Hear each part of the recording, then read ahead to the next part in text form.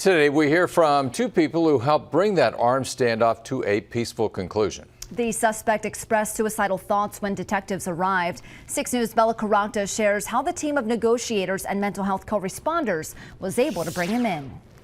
Omaha Police have 6 certified mental health professionals called co-responders, with at least one in each of the city's precincts. I've noticed significant buy-in. We are very active within the police precinct, and they are always asking us, collaborating with us, just trying to pump up our program and utilize us as much as possible.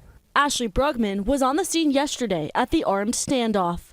With people in crisis, there's no need to rush. There's no need to assert power or tell people what to do. It's all about having a conversation.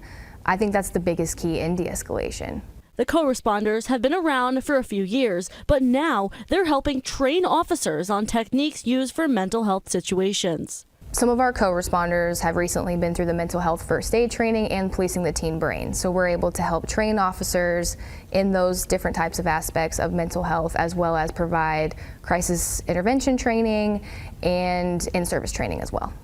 Any officer that can show up to a scene, we want them to have those skills so that hopefully situations can be resolved before they get to the point where they need a specialized team to come in. They obviously have training and resources that we don't have, so we're very happy to have them along in those calls. On your side in Omaha, Bella Caracta, 6 News. All officers go through mental health and crisis intervention trainings, and those co-responders play a part in the curriculum.